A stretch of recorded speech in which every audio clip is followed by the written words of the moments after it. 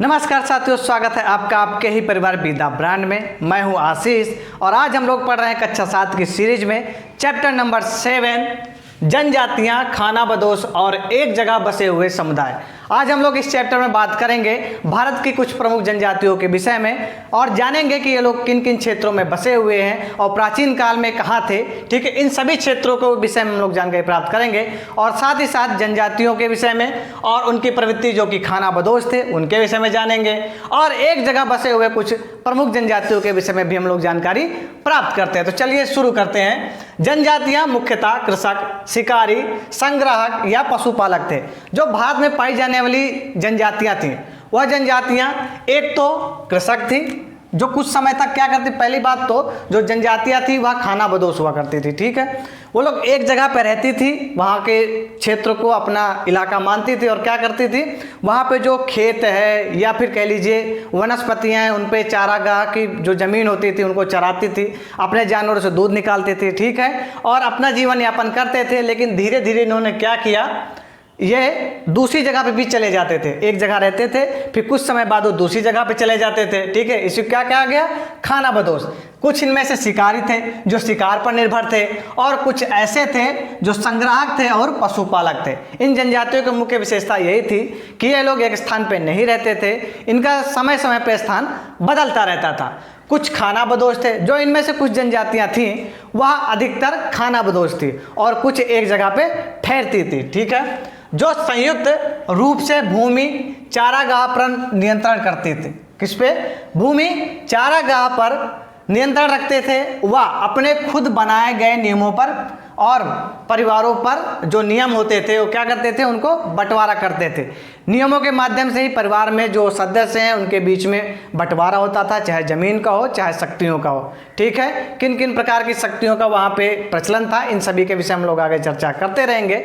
अभी तो हम लोग जानकारी प्राप्त करते हैं जनजातियों के विषय में। भारत में यूँ तो बहुत सारी जनजातियाँ अब भी पाई जाती हैं, कहीं पे नागा पाई जाती है, ठीक है, और कहीं पे पाई जाती है संथाल, कहीं पे थारू। इन सभी जनजातियाँ आज भी हैं, लेकिन प्राचीन काल में भी ये जनजातियाँ थी। ठीक है, भारत में अभी तक हम लोगों ने पढ़ाई किया है, हम लोगों ने जानकारी प्राप्त किया है मुगल साम्राज्य, सल्तनत कालीन। ठीक है, इन सभी जो राजा हैं, मुगल सल्तनत के जो बादशाह हैं, इन सभी के विषय में हम लोगों ने जानकारी प्राप्त की है। लेकिन उसमें हम लोगों ने एक विशेष तबके को छोड़ दिया है। उन्हीं के समय में जनजातियां भी थी जिनके ऊपर विशेष ध्यान किसी ने नहीं दिया, ना तो यात्रा करने वाले यात्रियों ने और ना ही राजा ने अपने अभिलेखों में इन जनजातियों के विषय में जानकारी दी है। लेकिन जनजाति भी क्या थे, कुछ ना कुछ ये लोग अपना वृत्तांत देते रहते थे। ठीक है, तो जानकारी प्राप्त करते हैं।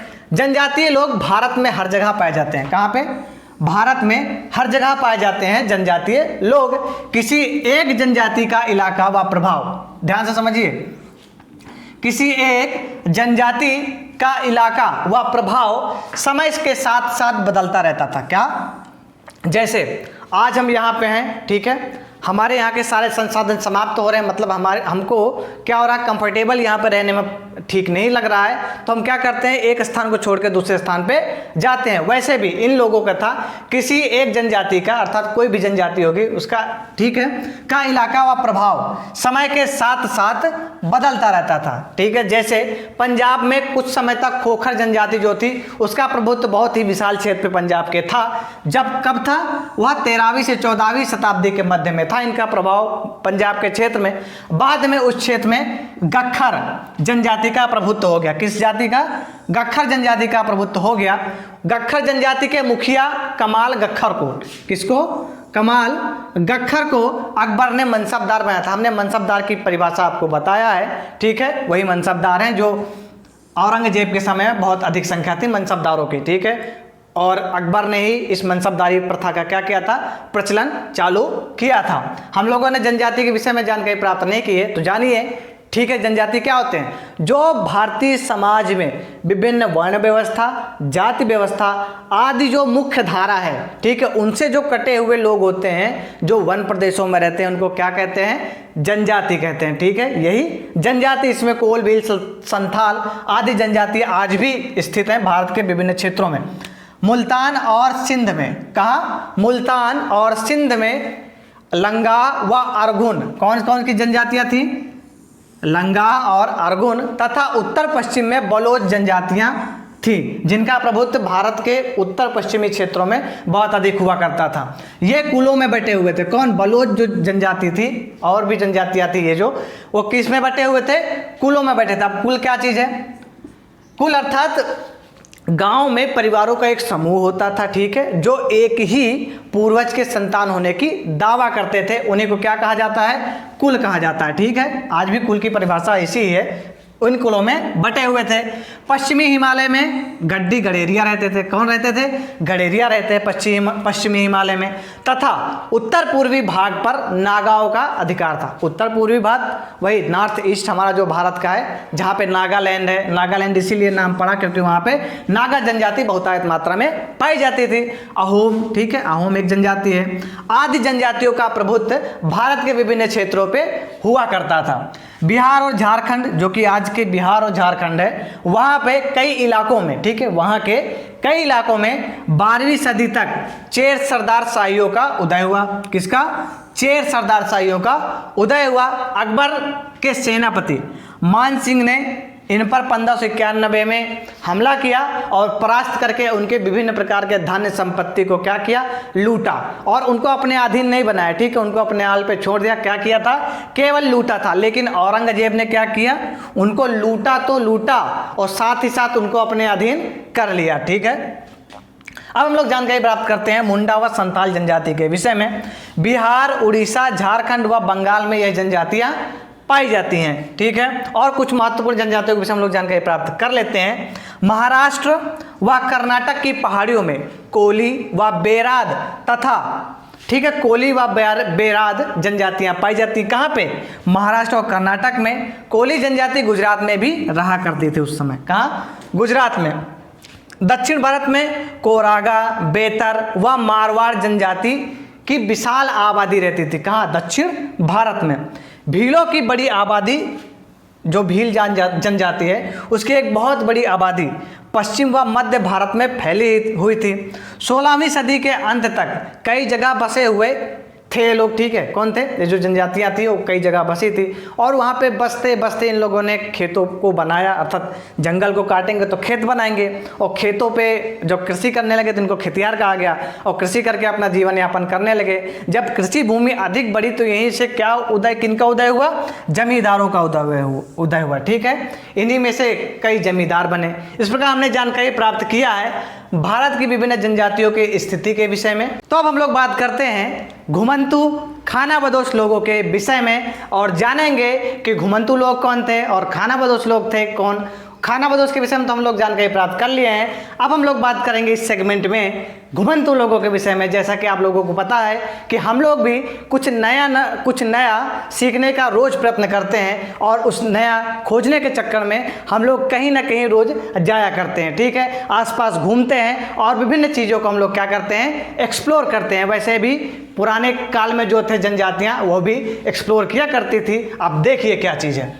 खानाबदोश और घुमंतू लोग, इनमें से बंजारा सबसे अधिक प्रमुख जनजाति थी, ठीक है। बंजारा जनजाति के विषय में जब हम लोग किसी जनजाति के विषय में बात करते हैं तो सबसे पहले हमारे जो दिमाग में बात आती है वो किसकी आती है? वह बंजारा जनजाति के विषय में आती है। और दृश्य बन जाता है कि यह लोग क्या किया करते थे? नाचते थे, गाते थे, और काफिले के रूप में क्या करते थे?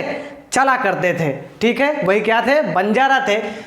बंजारा, इनका कारवां टांडा कहलाता था, ठीक है। जो बंजारों का कारवां था उसे क्या कहते हैं? टांडा कहते हैं। क्या चीज़? टांडा। अब कारवां क्या चीज़ है? आप अकेले चलेंगे तो उसे कारवां नहीं कहते, ठीक है। अर्थात आपके साथ एक बहुत बड़ी भीड़ हो, ठीक है, मतलब कुछ अधिक लोग हों, 10 हों, 5 हो, 10 से अधिक हो, ठीक है, उनको क्या कहेंगे हम लोग?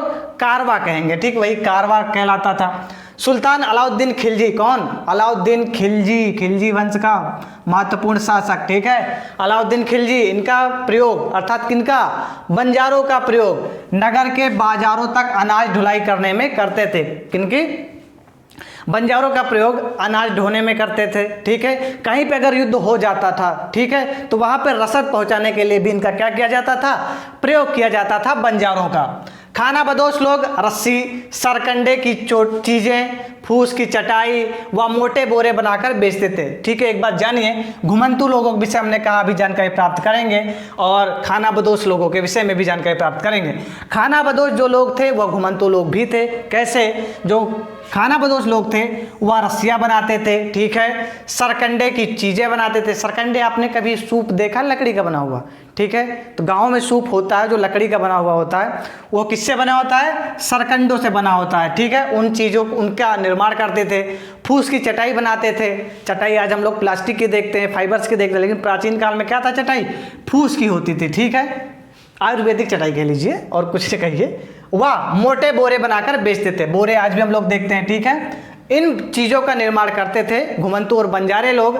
ठीक है, और इनका निर्माण करके विभिन्न बाजारों में बेचते थे। आज भी आप लोग अगर किन्हीं जनजातियों को देखते होंगे या फिर बंजारों को देखते होंगे तो वह हसिया हो गया या फिर विभिन्न उपयोगी वस्तुओं को क्या करते हैं? बनाते हैं और बाजारों में बेचते हैं। ठीक है, नर्तकों, गायकों और तमाशबीनों की भी जातियां विभिन्न नगरों व गांवों में कमाई के लिए कला प्रदर्शन करते थे। अब देखिए, घुमंतू कौन कौन लोग थे? एक जो घूम घूम कर नाचते थे, दूसरे गाते थे और तीसरे तमाशबीन, तमाशा दिखाने वाले। आप लोग भी इससे परिचित होंगे तमाशा कैसे। आप अगर विभिन्न शहरों में जाएंगे, बड़े बड़े मॉलों के आसपास या फिर बाजारों के आसपास ये तमाशा दिखाने वाले होते हैं। ठीक है, कि भी जातियां विभिन्न नगरों और गांवों में कमाई के लिए कला प्रदर्शन करते थे। ये लोग अपने कला का प्रदर्शन धन को कमाने के लिए करते थे। ठीक है, इतना जान लिया हम लोगों ने अब तक। तो जैसे जैसे अब आगे बात, अब परिवर्तन कहाँ आता है हमारी जनजातियों के अंदर, वो हम देख लेते हैं। जैसे जैसे ज़रूरतें बढ़ी। ठीक है, क्योंकि अभी क्या था? लोग कम थे, जगह बहुत अधिक थी। अब क्या हुआ? धीरे धीरे सामाजिक परिवर्तन हुए, आर्थिक परिवर्तन हुए, राजनीतिक परिवर्तन हुए, तो क्या हुआ? जरूरतें बढ़ने लगी। वर्णों के भीतर छोटी छोटी जातियां उभरने लगी। ठीक है, पहले वर्ण व्यवस्था था, एक आधार था जिससे हमारा समाज चलता था, लेकिन धीरे धीरे क्या हो गया? वर्ण व्यवस्था का स्थान जातियों ने ले लिया। जातियाँ कौन कौन सी? आप ब्राह्मण है तो ब्राह्मण में भी देखेंगे बहुत सारी उपजातियाँ हो गई। ठीक है, क्षत्रिय हो गए, उसमें बहुत सारी विभिन्न जातियां हो गई और भी बहुत सारी जातियों का क्या हुआ? उदय होने लगा। विशेषज्ञता प्राप्त। अब उनमें से जो वर्ण थे, वर्ण में कुछ जातियां जो उभरी, उनमें से विशेष जातियों को जाति के रूप में मान्यता दिया गया। ठीक है, उपजातियों को एक जाति के रूप में मान्यता कैसे प्राप्त हुई वो देखते हैं। विशेषज्ञता प्राप्त। ठीक है, अगर आप किसी चीज़ में कुशल हैं, बहुत ही दक्ष हैं, तो क्या होता है? आपको उस जाति से संबंधित आप हैं किसी, तो उपाधि आपको या फिर कह दीजिए उस पूरे कुल को क्या कर दिया जाता था? एक जाति के रूप में मान्यता दे दी जाती थी। शिल्पियों, सुनार, लोहार, बढ़ई व राजमिस्त्री को भी ब्राह्मणों द्वारा जातियों की मान्यता दे दी गई। किस चीज़ की मान्यता दे दी गई? जातियों की। किन किन को? शिल्पियों को, जो अच्छे शिल्पकार थे, सुनार थे, लोहार थे, बढ़ई थे, राजमिस्त्री थे, इन सभी को ब्राह्मणों ने एक अलग जाति का दर्जा दे दिया। ठीक है, अब नोट में जान लेते हैं विभिन्न चीज़ों को। वर्ण के आधार पर, ठीक है, पहले होती थी जाति व्यवस्था, अब आई है वर्ण के आधार पर। पहले समाज को बांटा गया था, वर्ण के बजाय अब जाति समाज के संगठन का आधार बनी। अर्थात मध्यकाल में क्या हुआ? जाति ने समाज को संगठित किया, अर्थात जाति के आधार पर समाज का संगठन बनाया गया। वर्तमान तमिलनाडु के तिरुचिरापल्ली ताल्लुक में उय्याकोंडन उड्डयनार के 12वीं सदी के, ठीक है, अभिलेख में ब्राह्मणों की एक सभा का वर्णन मिलता है। हमने पिछली कक्षाओं में भी इस सभा का वर्णन किया है। ठीक है, गोंड जनजाति के विषय हम लोग अब हम जानकारी प्राप्त करेंगे गोंड और अहोम जाति के विषय में। तो चलिए थोड़ा सा परिचय देख लेते हैं, उसके बाद राजनीतिक विशेषताओं को देखते हैं। गोंड जनजाति, यह गोंडवाना नामक विशाल वन प्रदेश में रहते थे। अब गोंडवाना क्षेत्र कौन सा है आप जानिए। ये जो भारत है, ठीक है, ये बांग्लादेश वाला इलाका है, ये बंगाल वाला इलाका है, ठीक है, यहीं पे छत्तीसगढ़ है, बिहार है, ठीक है। ये कौन सा क्षेत्र कहलाता था? गोंडवाना। कौन सा? गोंडवाना लैंड। कौन सा? गोंडवाना लैंड कहलाता था, गोंडवाना क्षेत्र। यहीं पे कौन जनजाति पाई जाती थी? गोंड जनजाति पाई जाती थी और आज भी पाई जाती है। वन प्रदेश में रहते थे, वे स्थानांतरीय कृषि करते। अब स्थानांतरीय कृषि क्या चीज़ है? स्थानांतरीय अर्थात स्थान बदल बदल कर, क्या चीज़? स्थान बदल कर कृषि करते थे, बदल कर, ठीक है। जैसे आज इन्होंने कृषि यहाँ किया, कुछ समय बाद क्या हुआ, यहाँ पे करने लगे, कुछ समय बाद यहाँ वृक्ष था, इनको काटा और यहाँ पे कृषि भूमि बना दिया, यहाँ किया, यहाँ किया, यहाँ किया। ऐसे ही क्या करते थे, स्थान बदल बदल कर ये लोग कृषि कार्य किया करते थे। गोंड जनजाति कई छोटे छोटे कुलों में विभक्त है। हमने कुल की अभी परिभाषा दी थी, अर्थात एक ही पूर्वज से संबंधित थे लोग और छोटे छोटे परिवारों में विभक्त थे, जिसका अपना राजा या राय होता था। राजा को राय कहा जाता था, ठीक, वहाँ पे राजा होता था।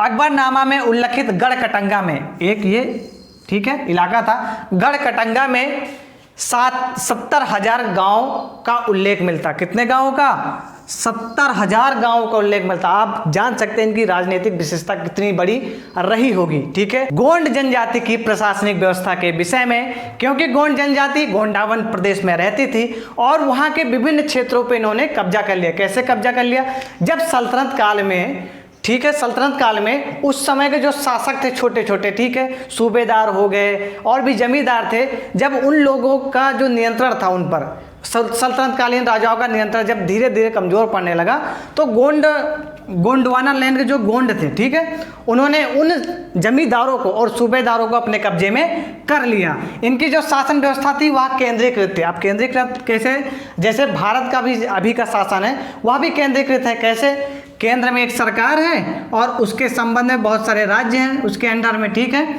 राज्य के अंडर में जिला है और जिला के बाद गांव है, ऐसी शासन व्यवस्था चलती है। वैसे गोंडों का एक क्षेत्र था, ठीक है, उस क्षेत्र में एक केंद्र था जहां से शासन चलती थी, ठीक है। शासन फिर दूसरे स्तर पर जाता था, फिर गांव स्तर पर जाता था, फिर लोगों तक वही शासन क्या करता था, अपना कार्य करता था। अर्थात इनकी व्यवस्था कैसी थी, केंद्रीकृत थी।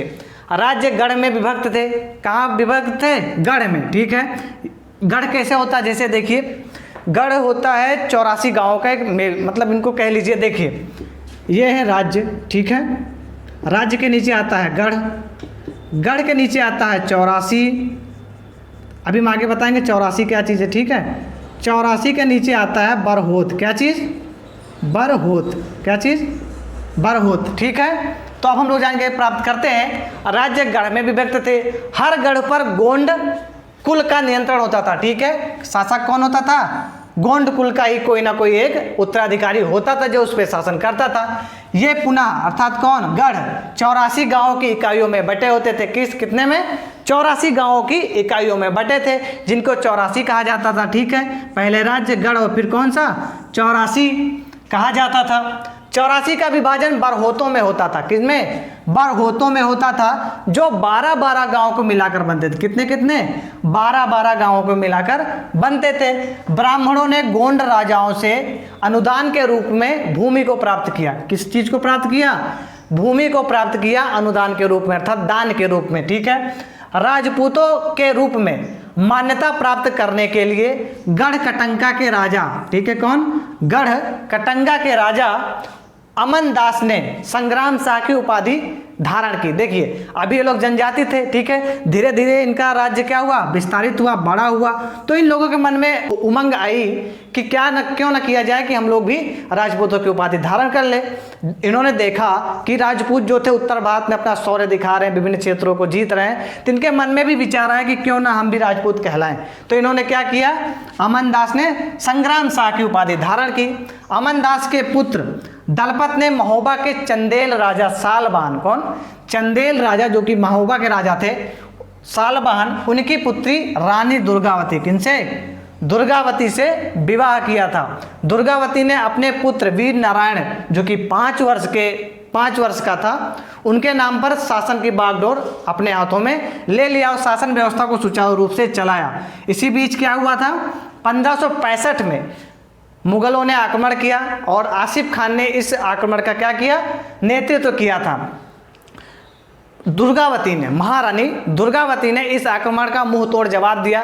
अंत में इनका साम्राज्य पराजित होता है और इनके राज्य का पतन हो जाता है। इसका जो आधा हिस्सा होता है राज्य का, उस पर मुगलों ने अपना अधिकार कर लिया तथा आधा हिस्सा इनके चाचा को दे दिया जाता था, ठीक है, वीर नारायण के चाचा को आधा हिस्सा दे दिया जाता है। और क्योंकि यह जो था कौन, गोंड, यहाँ पे बहुत विभिन्न प्रकार के हाथी पाए जाते थे, बहुत बड़ी मात्रा में हाथी का आयात निर्यात किया जाता था, यहाँ से व्यापार होता था हाथी दांत विभिन्न कीमती वस्तुओं का। जब यह मुगलों के अंडर में आ गया तो इसके व्यापार पर सारा अधिकार किसका हो गया, मुगलों का हो गया। तो धीरे धीरे आर्थिक क्षति हुई, सामाजिक क्षति हुई और साथ ही साथ सेना का समापन हो गया, अर्थात समाप्त हो गई। तो इस राज्य का क्या हो गया, पतन हो गया। हम लोग इंटरेस्टिंग फैक्ट के अंतर्गत मंगोलों के विषय में जानकारी प्राप्त करेंगे, क्योंकि हम लोग जनजातियों के विषय में पढ़ रहे हैं तो हम लोग जानते हैं कि मंगोल भी एक बहुत ही महान जनजाति थी, ठीक है, जिसने रूस, यूरोप, चीन और मध्य पूर्व के क्षेत्रों में अपना अधिकार जमाया था, जैसे अहोमों ने और गोंडों ने अपना अधिकार भारत में किया था, ठीक है। इतिहास में सबसे प्रसिद्ध पशुचारी, शिकारी, संग्राहक जनजाति मंगोलों की थी। कौन, क्या क्या विशेषता थी, ये पशुपालक भी थे, शिकारी भी थे और संग्राहक भी थे मंगोल। ये मध्य के घास के मैदानों, जिनको देखिए आपने भूगोल में पढ़ा होगा स्टेपी के मैदान, ठीक है, इन सभी के विषय में जानकारी प्राप्त किया है। तो स्टेपी जो घास के मैदान थे, यहाँ पे इनका निवास स्थान हुआ करता था, तथा उत्तर की ओर वन प्रांतों में भी ये लोग क्या थे, बसे हुए थे। 1206 में चंगेज खान ने मंगोल व तुर्की जनजातियों में एकता पैदा करके एक विशाल सैन्य बल की स्थापना किया और उसके साथ ही साथ स्थापना करने के साथ ही साथ मध्य के विभिन्न क्षेत्रों को जीता और वह रसिया के विभिन्न क्षेत्रों को जीता। चीन के ऊपर तो उसका कब्जा पूरा था ही। 1227 में चंगेज खां की मृत्यु हो गई, ठीक है, कब मृत्यु हो गई, 1227 में चंगेज खां की मृत्यु हो गई। मंगोल साम्राज्य का जो विस्तार था वह रूस में था, पूर्वी यूरोप में था, चीन में था, व मध्य पूर्व एशिया में था। इस प्रकार आज का चैप्टर यहीं तक। इससे संबंधित जो नोट्स हैं वह आपको हमारे टेलीग्राम चैनल पर प्राप्त हो जाएंगे, जिसका लिंक डिस्क्रिप्शन में है। आप डिस्क्रिप्शन से गुजरते हुए विभिन्न प्लेलिस्टों को जरूर देखें और अपने ज्ञान को बढ़ाएं। और यह वीडियो अगर आपको अच्छा लगता है तो इसे लाइक करें, शेयर करें, कमेंट करें और अधिक से अधिक सब्सक्राइब करें। धन्यवाद।